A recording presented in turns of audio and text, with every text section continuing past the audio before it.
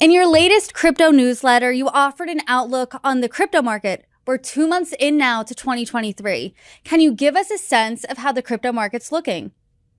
Yeah, so far it's looking pretty good. The crypto market has gotten off to a roaring start in 2023. I mean, Bitcoin, Ether both jumped up around 35-40% in January. Many major altcoins saw similar gains. Some outperformed considerably, especially ones that are focused on scaling Ethereum or this new fad in crypto called liquid staking, which we can get into in a little bit if you'd like. But one of the things that I really try to call out in my newsletter is the idea that this is a time where people need to be careful. Uh, a real warning sign that I saw is that despite Bitcoin and Ether's surges in January, they were mostly flat they were mostly flat in February. And to me, that means that most investors, especially the professional ones, the quote unquote smart money, are really trying to figure out where the market's going to go next. I mean, just remember, we're still in record high inflation. We're still dealing with record high inflation.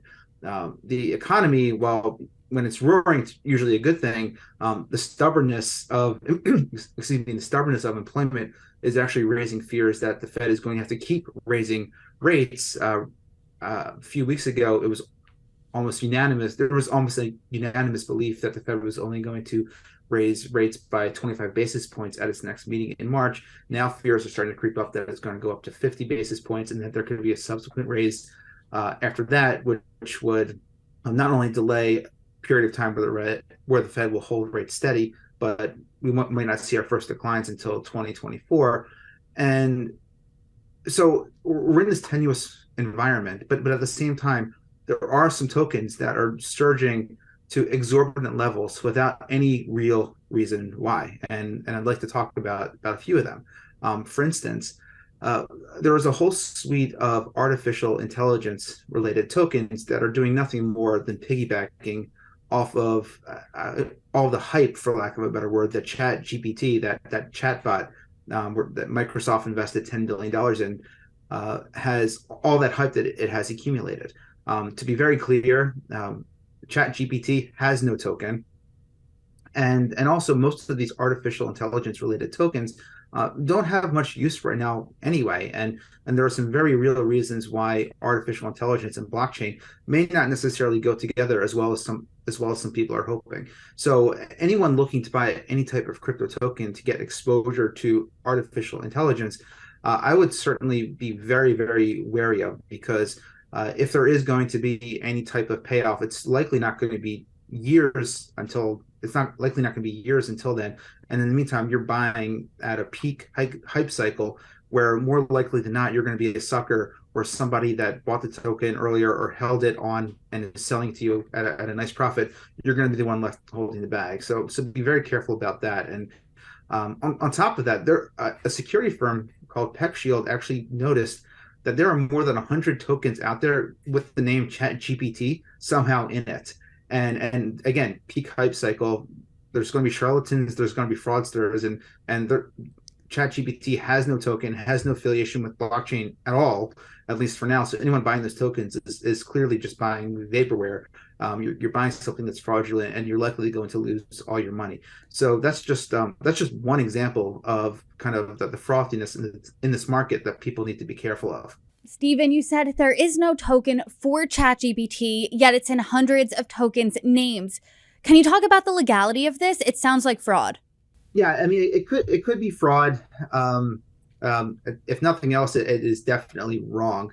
The beauty, but I guess the problem with open source technology like crypto and blockchain is that anybody can create a token with any name. I could create a Steve coin tomorrow. You could create a Brittany coin. We could create a token saying Eagles Super Bowl 58 champion token the next day, which I know we're all hoping for.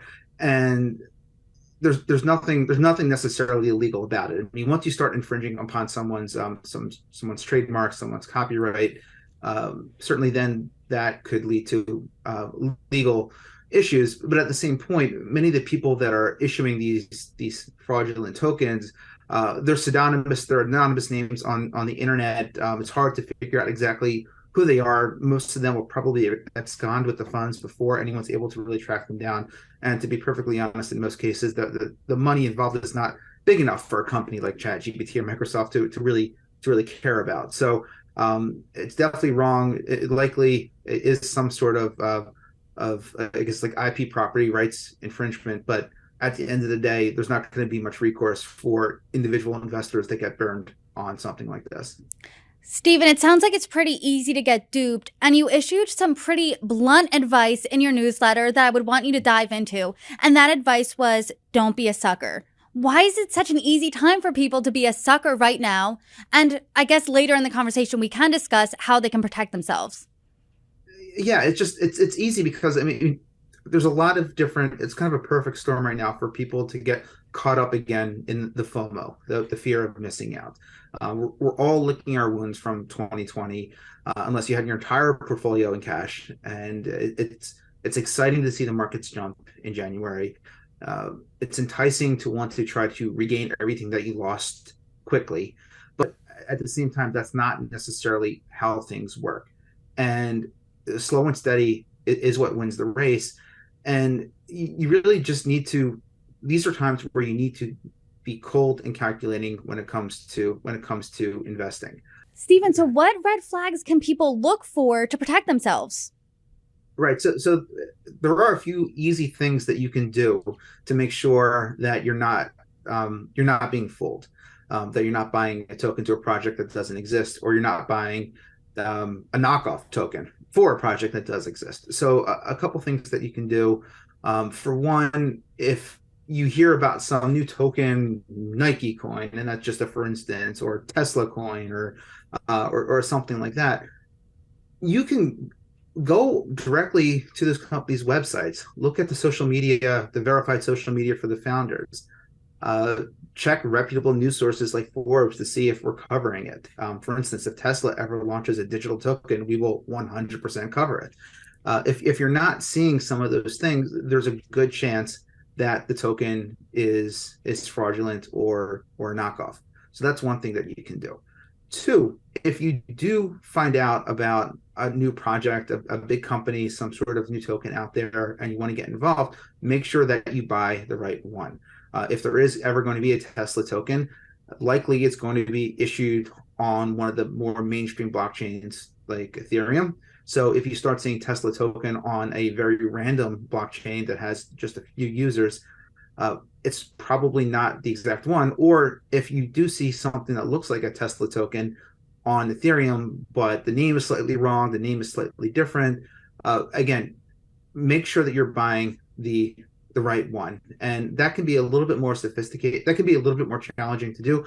But at the same point, on that company website, there's usually documentation that you can look for. There's usually some sort of address that you can. There's usually some documentation that you can look for if you want to buy a particular token directly from an issuer. Make sure that you're going to a legitimate website that has appropriate website security, and then if nothing else from that, buy those tokens on centralized exchanges like Coinbase, Kraken, Gemini, ones that are legitimate, regulated, and I know go through strong due diligence processes to make sure that they list authentic tokens. Sometimes people look to get ahead of the curve by buying tokens on decentralized exchanges. There's many out there. The biggest one is Uniswap, but I'm not calling them out in any particular way. And those, there is really no listing criteria. People can put up anything that they want, and that's often where people can get into trouble if they're trying to buy a token that looks or sounds like a legitimate one, but may actually be a knockoff. So that's another thing that you can do. And then third, and this is more geared towards tokens that have been around for a little while, but are pumping or surging for a particular reason.